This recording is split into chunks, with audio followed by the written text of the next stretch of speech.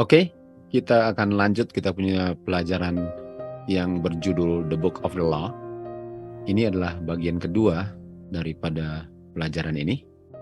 Kemarin kita sudah belajar tentang The Law of Moses di Maleakhi 4 ayat 4 yang mengingatkan umat Tuhan, dan buku Maleakhi itu khususnya 4 ayat 4 sedang bicara tentang untuk umat Tuhan yang menantikan kedatangannya kedua kali. Sebagaimana Yohanes Pembaptis mempersiapkan kedatangan Tuhan Yesus pertama kali, ini juga sedang terulang di akhir zaman, di mana the law of Moses itu sudah dilupakan oleh yang mengaku umat Tuhan, sehingga diperingatkan untuk jangan dilupakan, karena ini adalah hal keselamatan. Dan law of Moses itu terdiri dari statutes dengan judgment yang memberi penjelasan dan membuat lebih jelas dan lebih mengerti dan membuat lebih sederhana di dalam pikiran orang itu untuk bisa mengerti 10 hukum agar mereka tidak melanggar 10 hukum. Karena kita tahu bahwa pelanggaran 10 hukum atau pelanggaran hukum itu adalah dosa, dan Tuhan datang untuk membebaskan manusia dari dosa. Dan kalau mereka masih melanggar hukum Tuhan karena mereka tidak mengerti prinsip 10 hukum yang dijelaskan oleh statutes dengan judgment, tentu saja mereka akan binasa. Jadi inilah betapa pentingnya ini the law of Moses yang diingatkan untuk umat Tuhan mengertinya agar tidak melanggar 10 hukum. Oke, kita ke Ulangan 31, dikatakan di sini bahwa Musa yang menulis ini buku ya. Musa yang menulis the book of the law. Sementara di Ulangan 9 ayat 10 kita bisa tahu, dan pada umumnya orang mengerti ini, bahwa 10 hukum yang ditulis dengan jari Tuhan di dua loh batu itu ditulis oleh jarinya Tuhan, sementara Book of the Law ini ditulis oleh jari-jarinya Musa. Jadi kita bisa lihat perbedaannya. Yang satu bicara tentang 10 hukum, the moral law yang kita mengerti itu, yang ditulis di dua loh batu oleh jari Tuhan. Sementara the Book of the Law ini ditulis oleh jari-jarinya Musa. Tapi karena jari penulisnya berbeda, apakah artinya hukumnya berbeda? Pada umumnya orang langsung mengambil kesimpulan, dan saya pun waktu baru mulai belajar dulu, ada baca buku yang bilang karena dia punya penulisnya beda, artinya beda juga katanya. Dan tentu saja saya dulu cuma berdasarkan apa yang ditulis, oke, itulah artinya. Dengan bukti-bukti, walaupun saya nggak mendalaminya karena baru mulai belajar kalau saya ingat.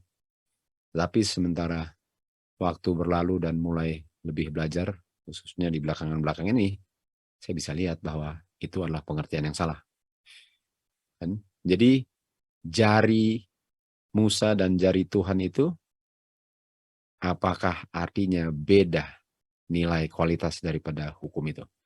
Nah, di ayat 26 Ulangan 31 dikatakan, Musa bilang, ambillah buku ini. Dia bilang kepada imam-imamnya, the priest yang minister di sanctuary. Dia bilang, ambillah buku ini yang dia tulis dengan jarinya, dan letakkannya in the side. In artinya di dalam, side artinya di samping. Artinya di samping di dalam tabut perjanjian Tuhan. Dan kita tahu di dalam tabut perjanjian itu ada 10 hukum. Dan bukunya Musa ini yang ditulis oleh Musa, yang sebenarnya adalah hukum Tuhan yang disampaikan melalui Musa ya. Karena Musa, kita sudah belajar tadi malam, Musa tidak membuat hukumnya sendiri. Ini bukan Musa punya hukum. Ini ditulis karena disampaikan melalui Musa, ditulis oleh Musa. Tapi yang membuat siapa punya hukum ialah siapa yang berikan kepada Musa. Dan itu ditempatkan di tabut perjanjian, di samping, di bagian sampingnya, in the side. Dan itu akan menjadi saksi terhadap kamu. Saksi artinya menjadi saksi di saat kamu dihakimi, kan? Karena semua orang yang dihakimi itu dihakimi sesuai dengan 10 hukum dan buku Musa. Sudah bisa lihat betapa pentingnya buku Musa. Kalau itu akan menjadi saksi apakah kamu menurut atau melanggar.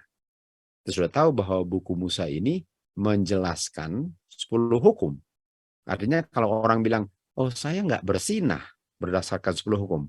Bukankah buku Musa yang bilang kamu bersinah karena kamu sudah menginginkan seorang yang bukan istri kamu di dalam hati kamu. Jadi sama, kita bisa lihat sama kualitasnya di sini.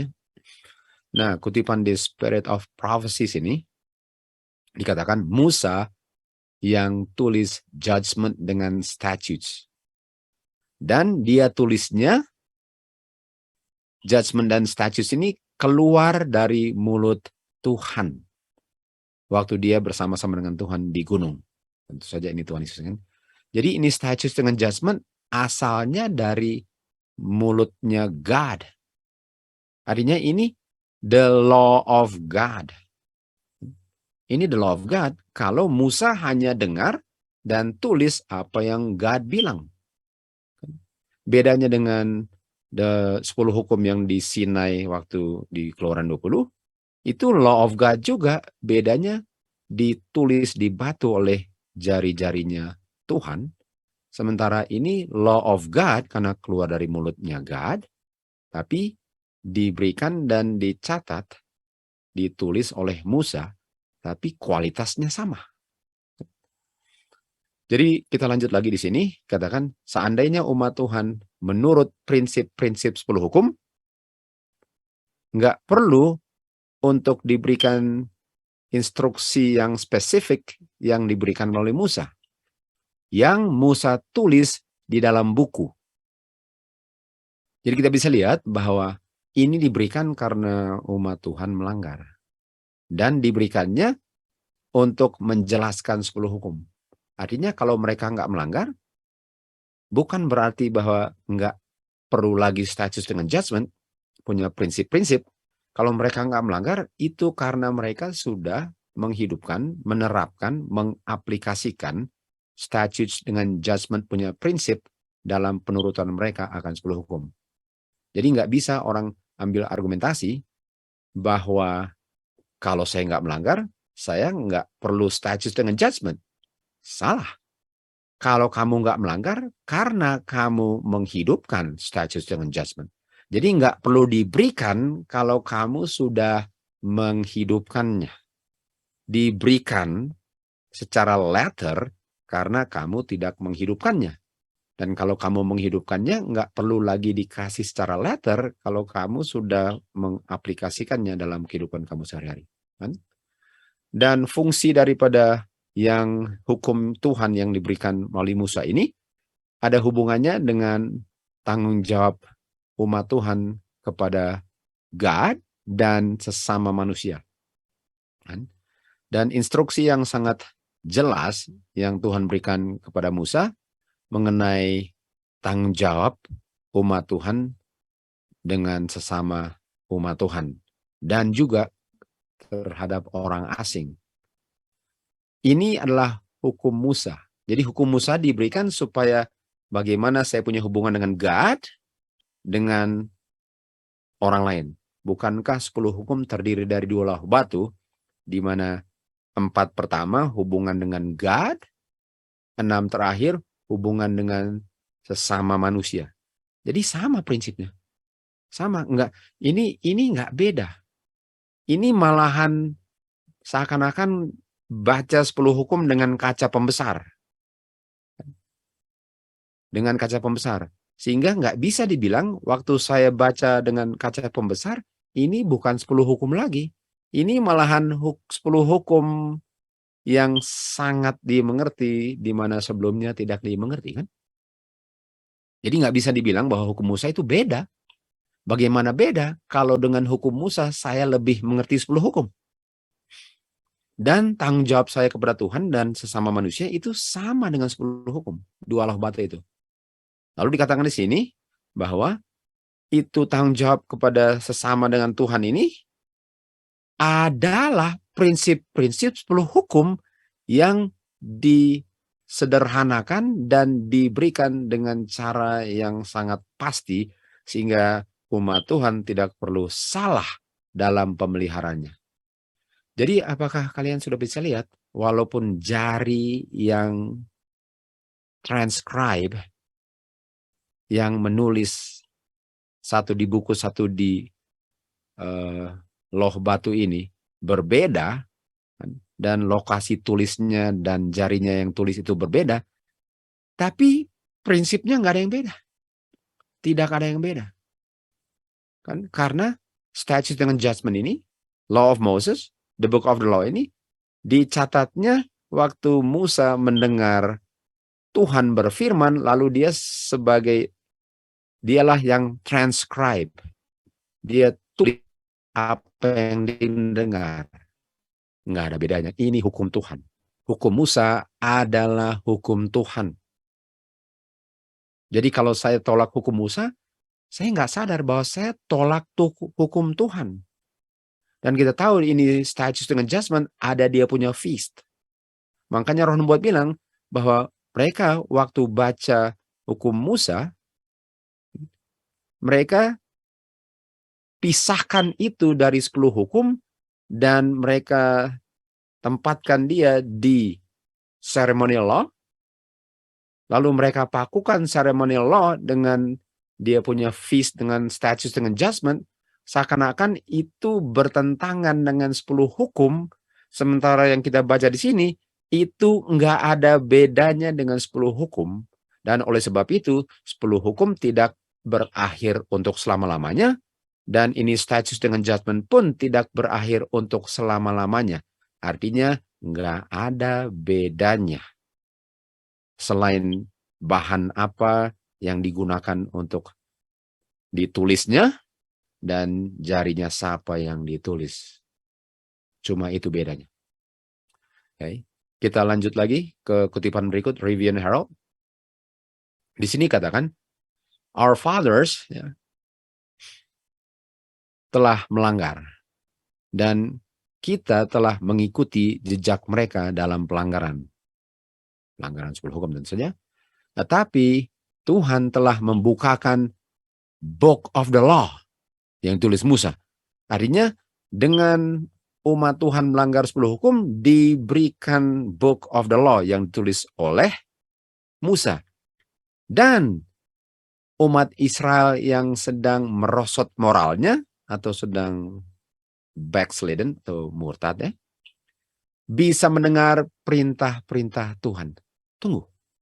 Tadi dibilang dibukakan Book of the Law, lalu yang didengar adalah the commandments of the Lord. Artinya the Book of the Law adalah perintah Tuhan, bukan perintah Musa. Dan pelanggaran mereka yang diungkapkan ini dan amarah Tuhan akan mengunjungi setiap orang yang tidak bertobat dan tidak mau reformasi setelah mendengar the Book of the Law yang adalah perintah-perintah Tuhan. Kalau terang daripada apa? Kalau terang daripada the Book of the Law atau terang daripada hukum Tuhan sudah menyinari dia. Jadi kita bisa lihat bahwa the Book of the Law yang adalah bukunya yang ditulis Musa dengan jari Musa, itu adalah the commandments of the Lord, perintah-perintah hukum Tuhan. Enggak ada bedanya.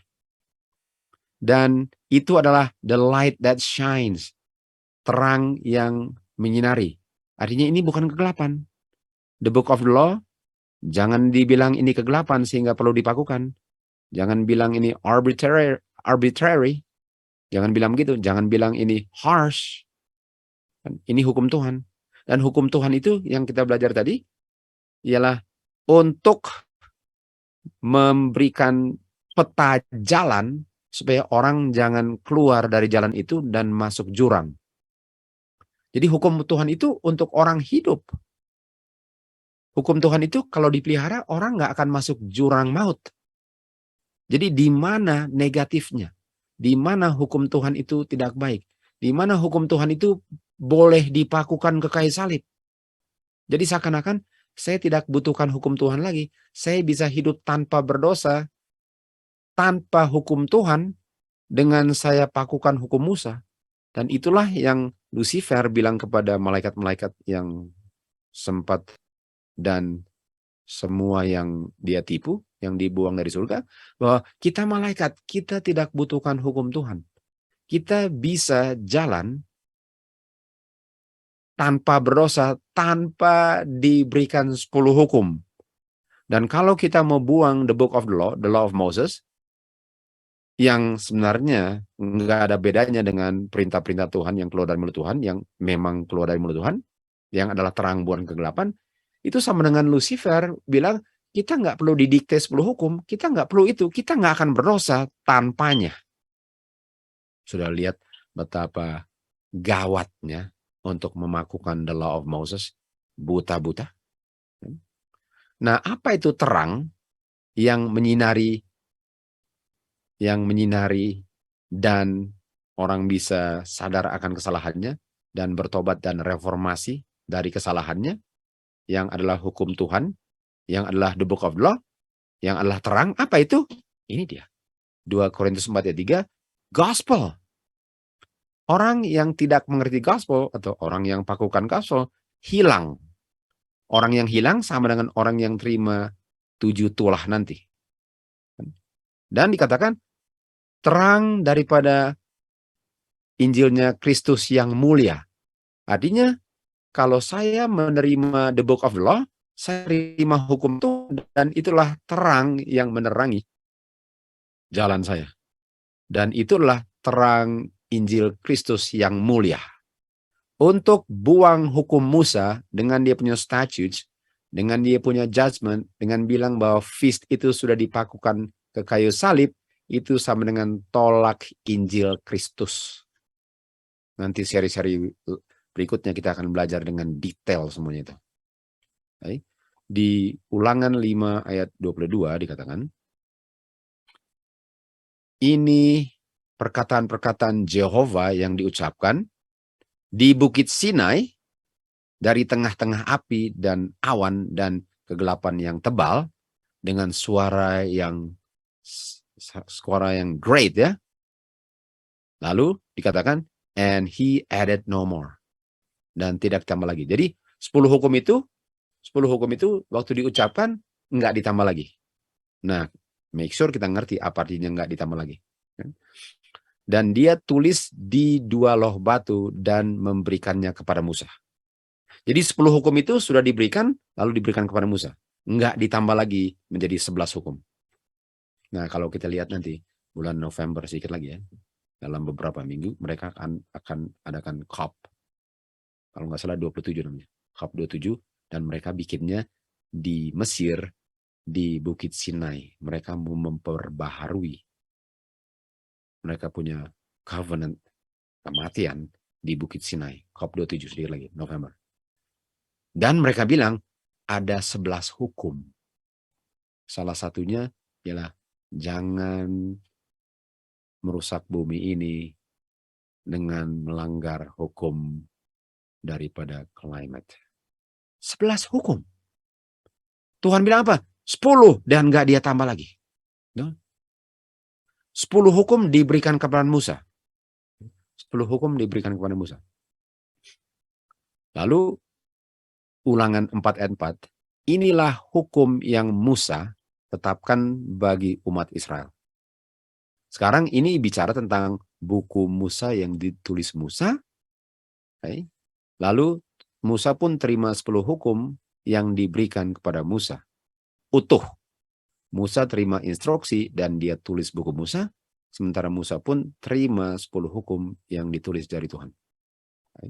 Lalu Ulangan 4 ayat 45 dikatakan, inilah kesaksian, testimoni. Table of testimony. Kita tahu bahwa two tables itu namanya apa? Tables of testimony. Testimony. Dan statutes dengan judgment yang Musa ucapkan kepada anak-anak Israel setelah mereka keluar dari Mesir. Jadi Musa terima 10 hukum dan dia tulis, dia punya the book of the law of Moses. Lalu dibilang apa? Ini adalah testimonies, statutes, judgment yang Musa ucapkan kepada orang-orang Israel. Nah, kita lihat di Joshua, di buku Joshua 23 ayat 6, dia bilang apa? Peliharalah dan lakukanlah semua yang ditulis di buku hukum Musa. Lihat ini. The book of the law. The book of the law is the law of Moses. Artinya dibilang, peliharalah dan lakukanlah semua yang tertulis di dalam buku hukum Musa. Nah, kita tahu, ini termasuk apa? Statutes dengan judgment yang ditulis oleh Musa. Jadi kita bisa lihat, ini Musa tulis, 10 hukum itu Tuhan tulis. Tuhan tulis. Dan ini testimoni, inilah the tables of testimony. Jadi semuanya Musa terima, bedanya ada yang dia tulis. Lalu Joshua 23 dikatakan, jangan kamu sebut nama daripada berhala-berhala mereka, orang kafir, dan kamu swear by them, kamu bersumpah dengan menggunakan apa mereka, jangan kamu serve them, jangan kamu melayani mereka, jangan kamu tunduk kepada other gods. Okay. Nah, ini adalah bagian daripada Joshua tadi. Artinya kalau kamu pelihara statutes dengan judgment, hukum yang diberikan Tuhan kepada Musa, kalau kamu pelihara itu, kamu jangan sembah other gods. Jangan sembah other gods, kan? Artinya kalau kamu sembah other gods, itu karena kamu tidak pelihara the book of the law of Moses. Dengan dia punya statutes dengan judgment, kan? Okay. Bisa lihat ya. Kalau saya sembah berhala, artinya saya tidak pelihara the book of the law of Moses. Ini sama. Nah, kalau bicara tentang jangan sembah berhala, bukankah ada di 10 itu? Betul? Kita lanjut. Di 1 Raja-Raja 2:3 dikatakan, peliharalah dia punya statutes, dan dia punya commandments, dan dia punya judgment, dan dia punya testimoni yang ditulis di hukum daripada Musa. Okay. Dibilang lagi di buku Raja-Raja sekarang, sama dengan buku Joshua. Keep statutes, judgment, testimony, commandment yang ditulis buku hukum Musa. Okay. Lalu ditulis di sini 1 Raja-Raja 2:4 ayat berikut dibilang, untuk berjalan before me dalam kebenaran dengan segenap hatimu, dengan segenap jiwamu. Wow, ini bahasa 10 hukum ini. Sementara ini bicara tentang hukum Musa, tapi bahasanya nggak ada bedanya dengan 10 hukum. Bisa lihat kan? Dengan segenap hatimu, dengan segenap jiwamu. Ini 10 hukum kita akan lihat. Ini nggak ada beda 10 hukum, tapi ini ditulis oleh Musa. Musa yang tulis. Lalu dikatakan di sini, agar dia bisa melakukan perkataan-perkataan hukum yang ditulis di buku Musa, okay, apa yang Josiah lakukan agar dia melakukan hukum Musa? Dia singkirkan familiar spirit, dia singkirkan wizard, dia singkirkan patung-patung, berhala-berhala, semua kekejian di Israel dia singkirkan agar dia bisa mematuhi hukum Musa. Tunggu dulu. Apa bedanya dengan 10 hukum, saudara-saudara? Apa bedanya dengan 10 hukum? Ulangan 6 sekarang. Inilah commandments, inilah statutes, inilah judgment yang Jehovah God perintahkan untuk ajarkan kepada kamu, agar kamu melakukannya di tanah di mana kamu akan diami. Tanah perjanjian. Kita sudah belajar tentang tanah perjanjian. Agar kamu bisa takut kepada Jehovah God dan memelihara semua statutes-nya dan dia punya perintah-perintah yang aku perintahkan kepadamu. Kan? Peliharalah, lakukanlah, dan akan menjadi baiklah bagimu kalau kamu memeliharanya. Ayat 3. Lalu ayat 4, Ulangan 6:4. Dengarlah, oh Israel, the Lord our God, Jehovah God adalah satu Jehovah, cuma satu God. Sama dengan 1 Korintus 8 ayat 6, cuma satu God. Ya. Lalu dikatakan ayat 5, kita masih di Ulangan ini. Ayat 5, engkau akan mengasihi Jehovah God dengan segenap hatimu, dengan segenap jiwamu, dengan segenap tenagamu. Wow, ini hukum Musa. Ini hukum Musa. Baik. Lalu kita lihat di Markus 12:28. Kita ke zaman Tuhan Yesus. Ada seorang datang lalu bilang, mana dari yang mana adalah hukum yang pertama dari semua 10 hukum gitu, 10 hukum. Mana yang paling penting? Kita tahu kan cerita ini. Orang scribe datang, dari 10 hukum mana yang the first commandment, perintah yang paling penting pertama?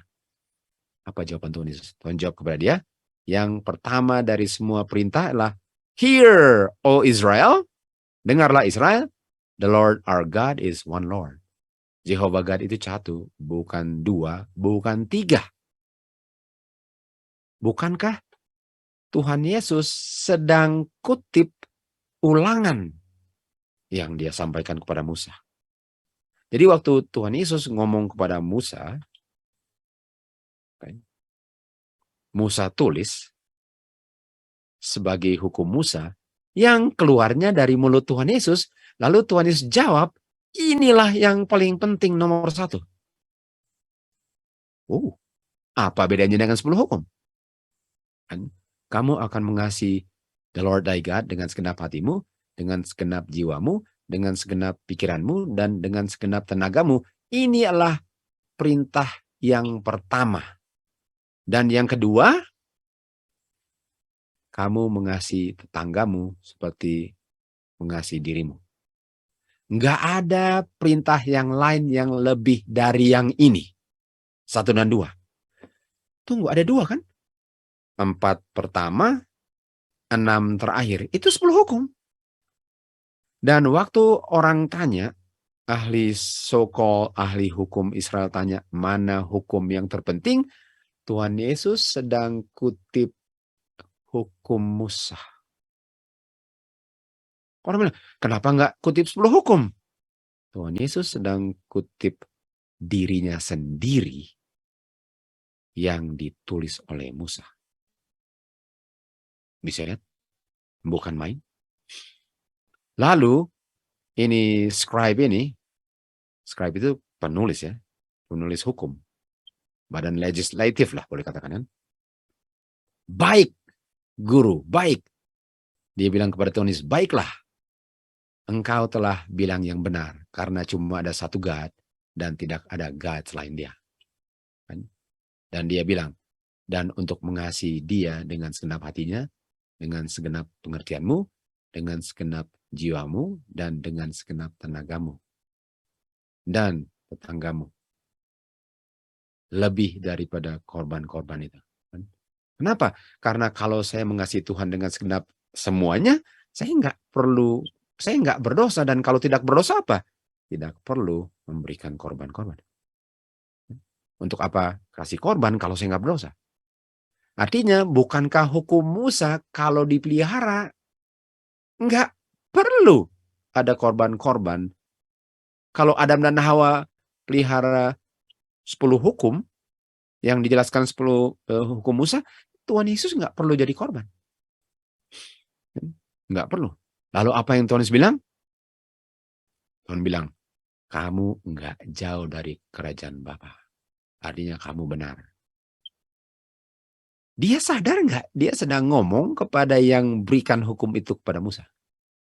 Jadi boleh dikatakan, apakah hukum Musa beda dari 10 hukum? Enggak. Untuk buang hukum Musa, Roh Nubuat bilang apa? kamu sudah tolak 10 hukum. Dan orang yang nggak ngerti, loh, saya kan bilang yang saya buang hukum Musa, bukan 10 hukum. Mereka nggak tahu bahwa hukum Musa itu adalah bagian 10 hukum punya prinsip-prinsip. Walaupun bukan bagian daripada 10, tapi prinsipnya 100% bagian daripada 10. Buang hukum Musa, buang statutes dengan judgments, buang feast, buang 10 hukum 2 loh batu, buang karakter Bapa. Bilang saya bisa hidup tanpa dituntun 10 hukum dan tidak akan berdosa. Nggak ada bedanya dengan Lucifer, dengan malaikat-malaikat yang dibuang dari surga. Mereka bilang kita bisa hidup tanpa berdosa, tanpa ditunjuk-tunjuk 10 hukum bagaimana caranya untuk hidup. Ini yang sedang terjadi di akhir zaman, saudara. Kita lanjut di 2 Raja-Raja 23-25. Katakan, dan berpalinglah kepada Yehova dengan segenap hatimu, segenap jiwamu, segenap tenagamu, sesuai dengan semua hukum Musa. Tunggu. Jadi tadi Tuhan Yesus, saya mau ulang lagi ya. Tuhan Yesus, waktu Tuhan Yesus jawab apa? Dia jawab, hukum yang terpenting tercatat di hukum Musa. Kalau dibilang, nggak ada hukum yang lebih penting dari 2 itu. Dan dibilang apa? Itu tercatat di buku Musa. Artinya, kalau buku Musa dibuang, saya tidak perlu mengasihi Jehovah God dengan segenap hati saya lagi. Setelah kayu salib. Setelah kayu salib, saya nggak perlu mengasihi Jehovah God dengan segenap jiwa saya lagi. Setelah kayu salib, saya tidak perlu buang-buang tenaga saya untuk mengasihi Jehovah God kalau hukum Musa dipakukan ke kayu salib. Spirit of Prophecy Book 2, Tuhan Yesus memperhatikan pengintai-pengintai yang selalu mengintai dia. Karena mereka siap untuk cari kesalahan seandainya Tuhan Yesus salah ngomong. Juru selamat sangat mengerti dan tahu apa yang sedang terjadi dan pikiran-pikiran banyak orang ini. Dia nggak bilang apa saja yang menggoyang iman orang-orang Yahudi dalam agama dan institusi Musa. Dia nggak pernah akan bilang yang bertentangan dengan prinsip hukum Musa. Karena mereka mau tangkap dia, seperti di John 8, mau jebak Tuhan Yesus dengan hukum Musa. Sesuai dengan Musa bilang, orang yang berzina dilempar batu. Apa pendapatmu? Bagaimana Tuhan Yesus mau menyangkal 10 hukum Musa kalau dia yang berikan kepada Musa hukum itu? Jadi bisa mau perangkap Tuhan Yesus? Baru pikir saja sudah pusing. Mau coba-coba itu kan. Lalu dikatakan begini. Suara yang sama yang mengungkapkan, yang mengumandangkan 10 hukum dan ceremonial law, yang adalah fondasi daripada seluruh Jewish system, juga mengucapkan firman-firman instruksi di gunung.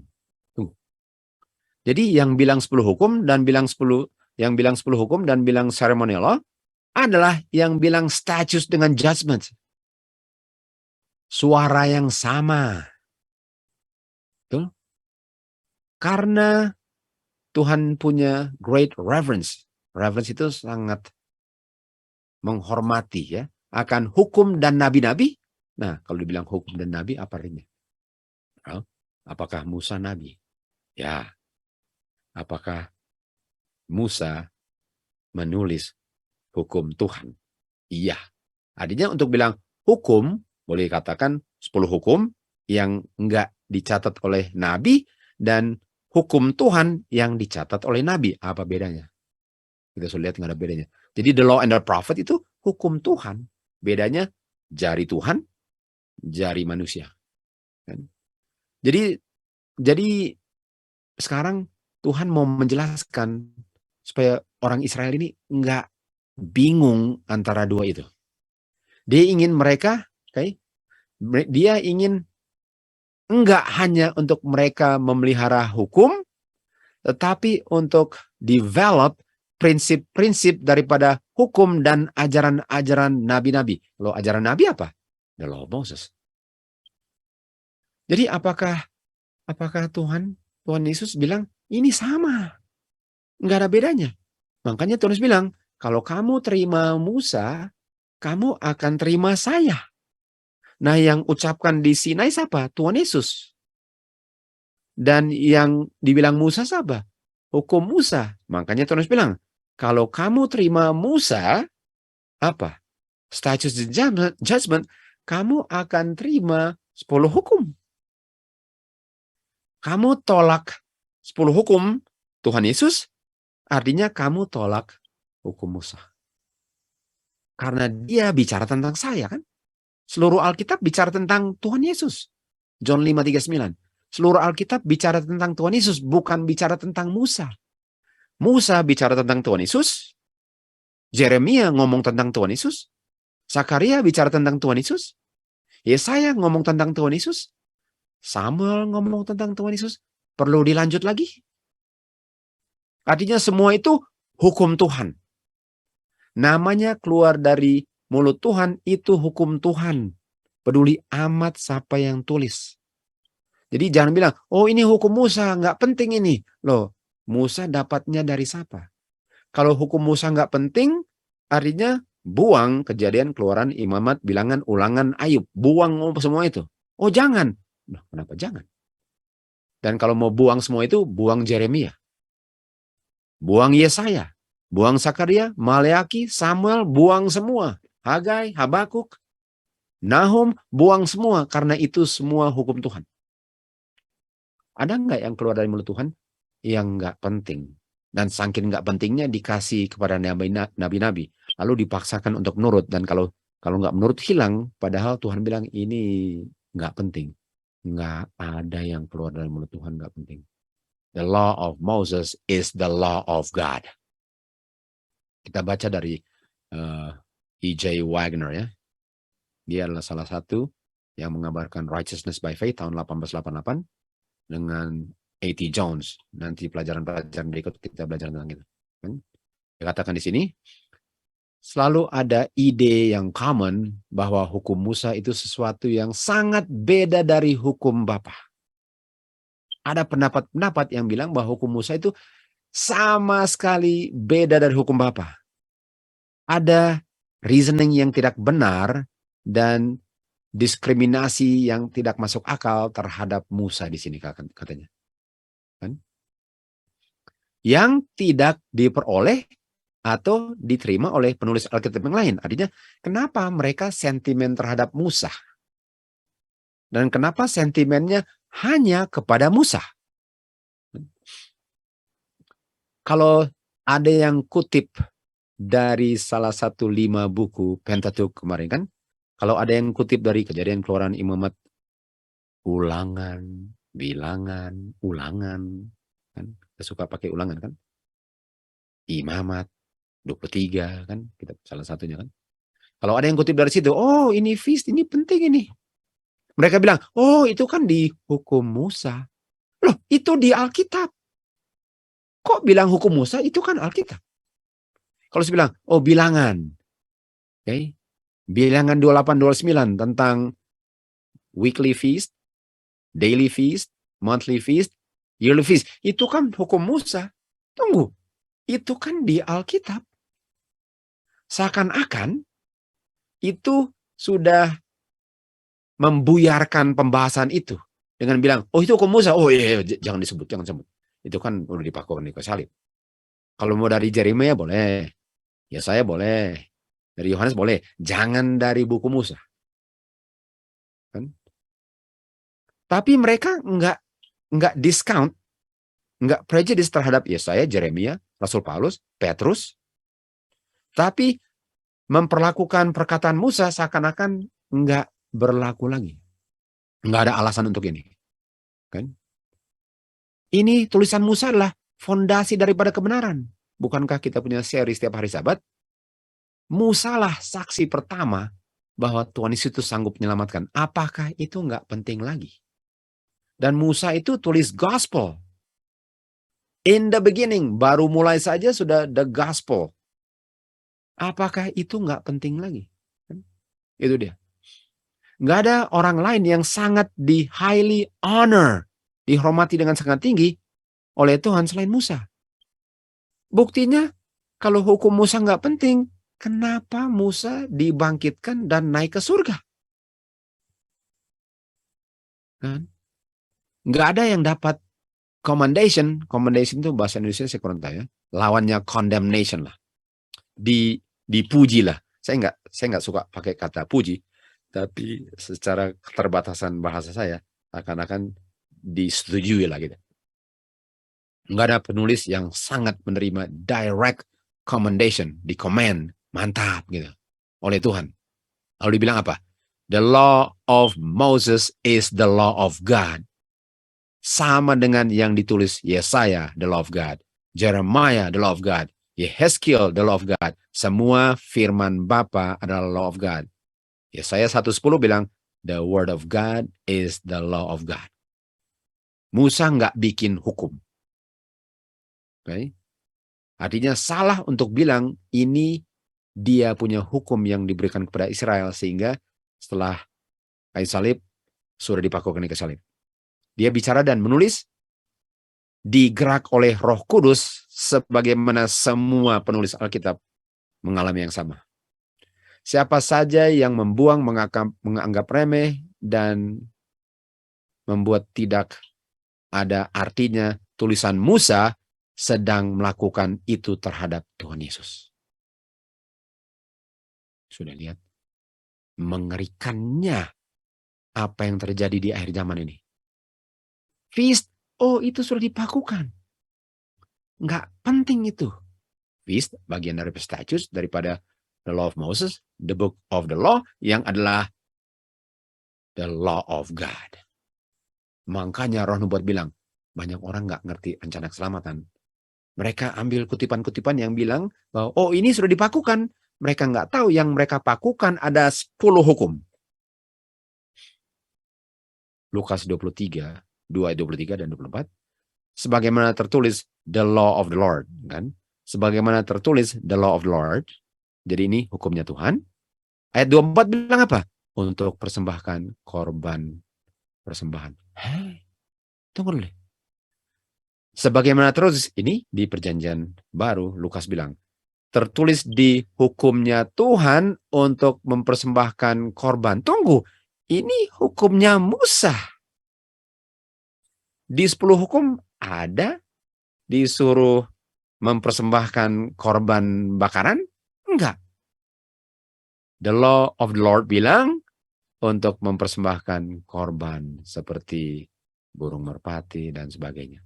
Itu hukum Musa. Tapi Lukas bilang ini the law of the Lord. Kata Musanya diganti dengan the Lord. The law of Moses is the law of God. Kita lanjut dengan Wagner. Di sisi yang lain, term daripada the law of the Lord diaplikasikan kepada the ceremonial ordinances. Jadi apakah ceremonial law itu hukumnya Tuhan?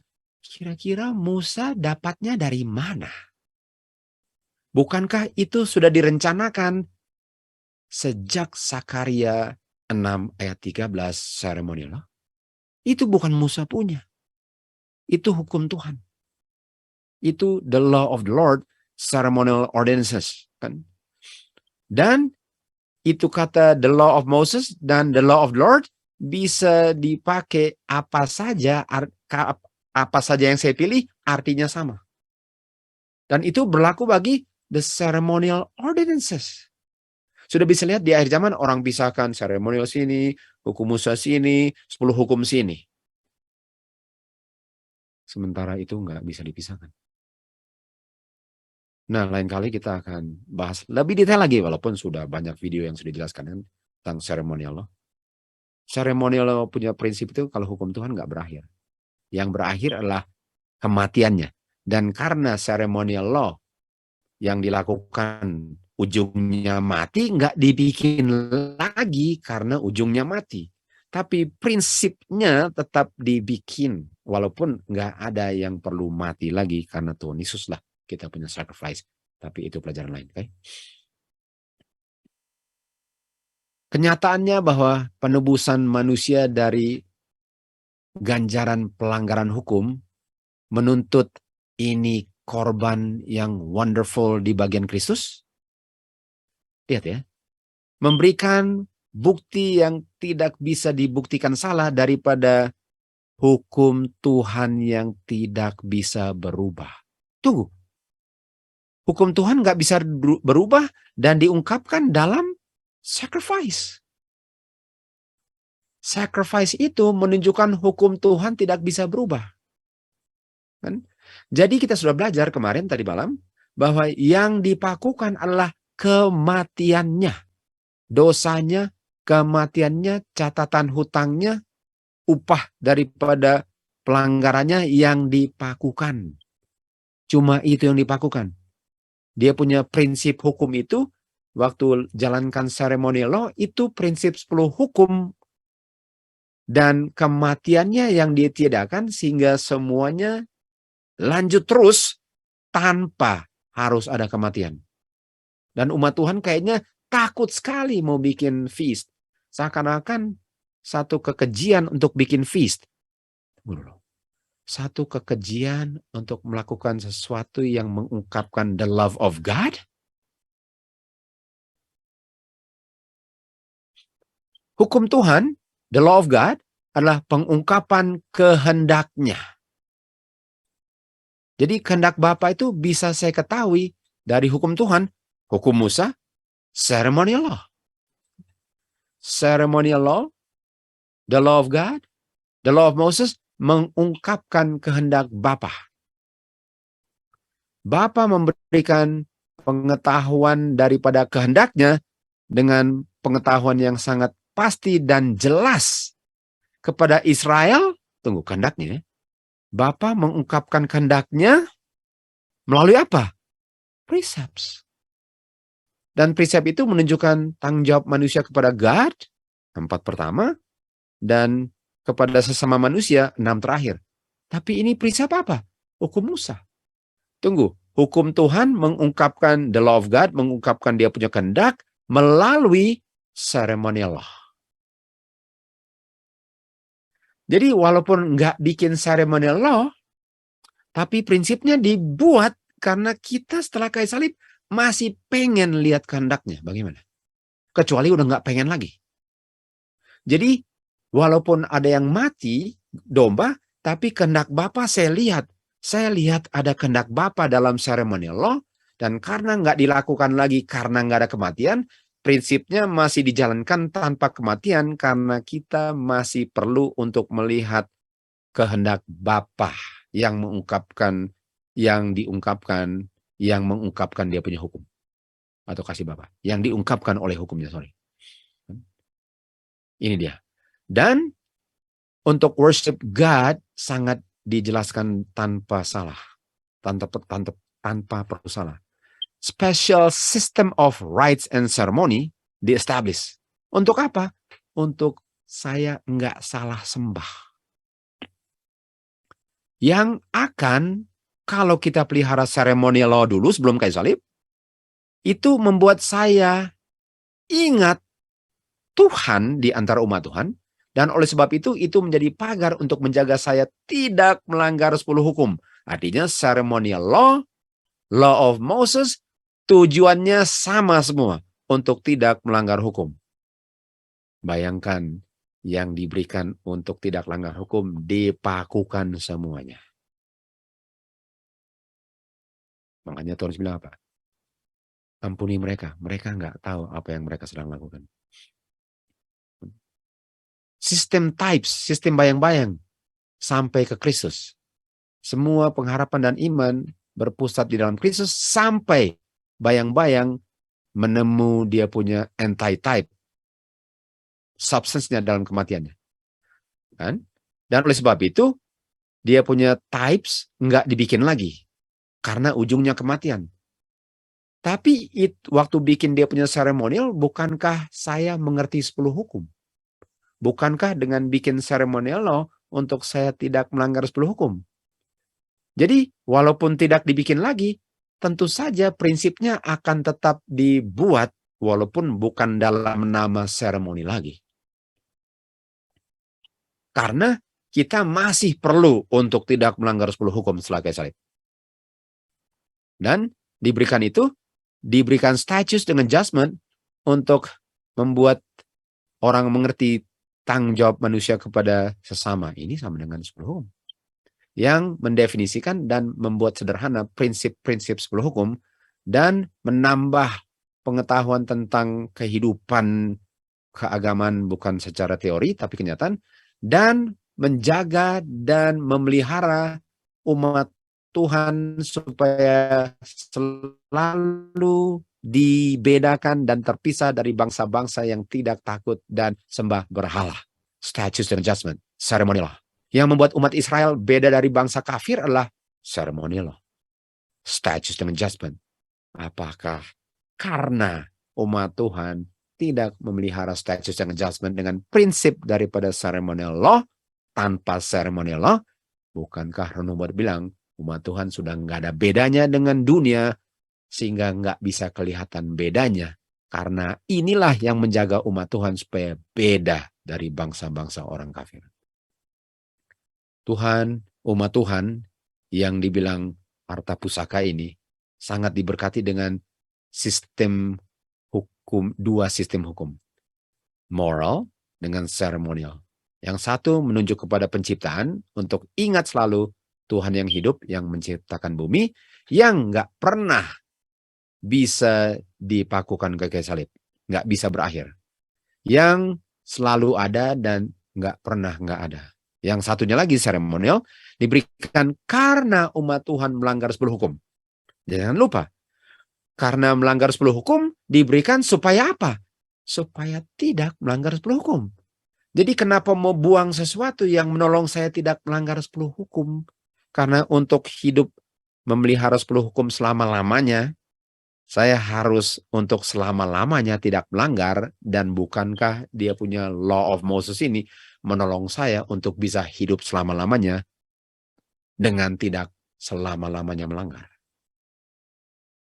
Dan penurutan kepada moral law ini, penurutan yang terdiri dari harus ada korban dan harus ada persembahan, yang menunjuk kepada penebusan yang akan datang nanti. Jadi dengan saya sembelih domba, saya bilang apa? Wow, baik sekali Tuhan ya. Dengan lihat domba, baik sekali Tuhan. Tuhan yang mati waktu lihat domba, padahal saya yang harus mati. Bukankah itu membuat saya sadar akan dosa saya dan rasa sedih untuk menyembelih domba yang tidak bersalah, sementara saya yang berdosa? Bukankah itu membuat saya tidak mau berdosa lagi? Kenapa prinsip itu mau dibuang setelah kayu salib? Seakan-akan nggak apa-apa untuk berdosa. Masing-masing jelas dan berbeda satu dengan yang lain. Sejak penciptaan dunia, moral law itu adalah bagian yang penting daripada rencana ilahi dan nggak pernah bisa berubah sebagaimana Bapa pun nggak bisa berubah. Ceremonial law ini untuk menjawab atau untuk memenuhi tujuan tertentu daripada rencana keselamatan. Tunggu, artinya penting nggak ceremonial law untuk menyelamatkan manusia untuk tidak melanggar 10 hukum selama-lamanya? Penting. Artinya ceremonial law ini menolong orang untuk tidak berdosa. Sekarang saatnya. Apakah hanya orang-orang sebelum kayu salib yang perlu ditolong untuk tidak berdosa? Dengan saya buang ceremonial law, artinya kita nggak perlu ditolong lagi untuk tidak berdosa. Oh, saya lupa, kita kan sudah kaya, memperkayakan diri, dan tidak membutuhkan satu apapun daripada prinsip ceremonial law. Padahal kita melarat, malang, miskin, buta, dan telanjang. Karena kita bilang kita nggak butuhkan lagi ini. Seakan-akan ini hanya dibutuhkan oleh orang sebelum kayu salib. Dan setelah kayu salib sudah siap masuk surga, Tuhan Yesus aja yang belum datang. Sebenarnya kita sudah siap. Ini sistem bayang-bayang korban-korban ini di-establish melalui services agar orang berdosa bisa menghargai korban, yaitu Kristus. Apakah hanya orang-orang sebelum kayu salib yang diberikan kesempatan keistimewaan untuk menghargai kematian Tuhan Yesus? Apakah orang-orang setelah kayu salib nggak perlu lagi untuk menghargai kematian Tuhan Yesus?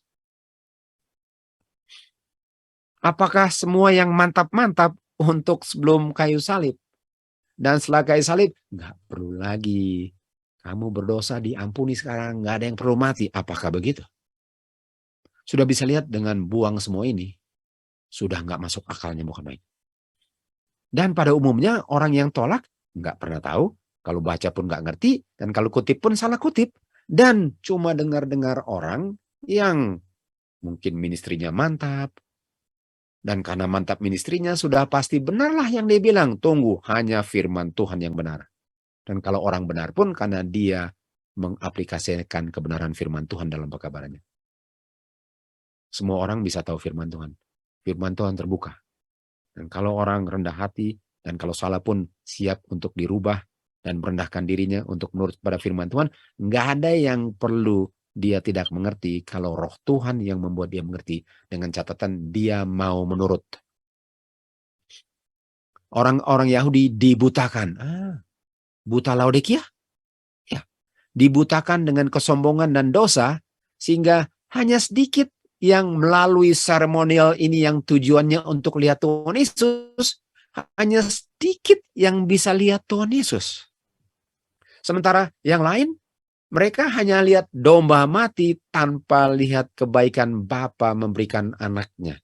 Padahal tujuan seremonial loh untuk melihat kebaikan Bapa, karena Roma 2:4 katakan, kebaikan Bapa itu membuat orang bertobat. Apakah setelah kayu salib nggak perlu bertobat lagi? Kalau mereka lihat domba, kita lihat Tuhan Yesus. Waktu mereka lihat domba, mereka lihat Tuhan Yesus. Kita nggak perlu lihat domba, kita bisa lihat Tuhan Yesus dan efeknya sama setelah kayu salib. Sebagaimana mereka lihat Tuhan Yesus melalui domba, sama efeknya. Sama-sama di dua dispensasi perlu diselamatkan dengan cara yang sama. Mereka nggak bisa lihat Tuhan Yesus. Padahal untuk berapa ribu tahun mereka sembelih domba sia-sia tanpa menghargai korban anak Bapa. Dan karena tidak dihargai, orang akhir zaman pakukan. Mereka nggak hargai domba, mereka pakukan Tuhan Yesus. Di akhir zaman, mereka pakukan yang membuat kita lihat Tuhan Yesus. Lalu bilang, oh kita hargai domba. Mirror image daripada kesalahan. Ceremonial law ini yang dengan nyaman dipakukan ke kayu salib sangatlah mulia. Mulia. Mulia adalah lawannya dosa. Ceremonial law ini adalah satu law yang dipersiapkan oleh Tuhan Yesus waktu dia counsel dengan Bapanya sebelum Lucifer diciptakan.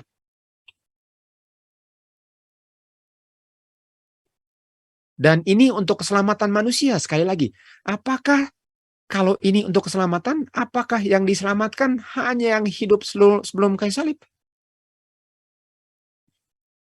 Nah, saya mengerti. Untuk menjalankan seremonial law-nya nggak dibuat lagi, tapi prinsipnya masih jalan setelah kayu salib. Karena tujuannya untuk melihat kasih Bapa melalui kayu salib, sebelum kayu salib, dan setelah kayu salib. Sehingga sebelum dan setelah kayu salib, benefit daripada rencana ini yang sudah direncanakan sebelum makhluk pertama di semesta alam diciptakan.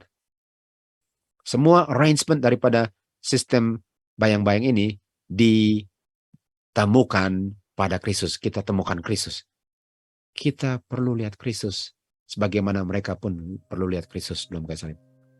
Adam lihat Tuhan Yesus melalui dia punya sistem seremonial waktu dia bunuh domba, binatang, dia lihat Tuhan Yesus.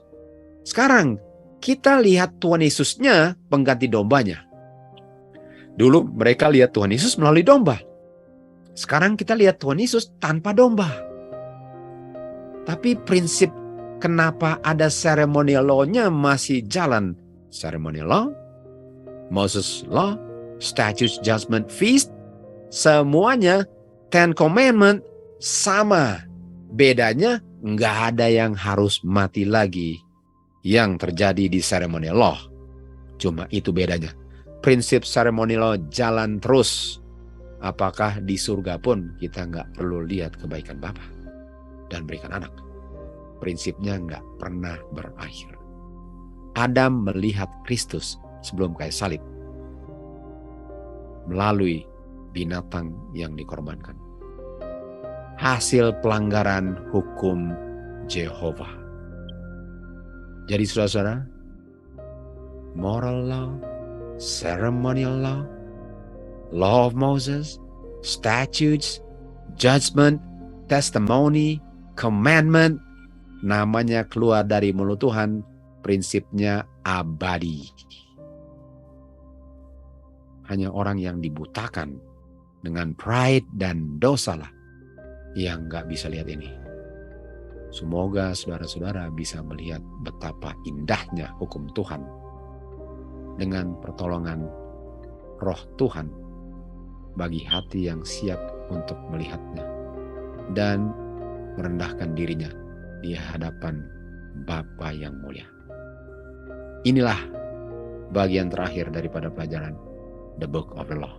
Semoga kita semua sangat diberkati dengan pekabaran-pekabaran ini.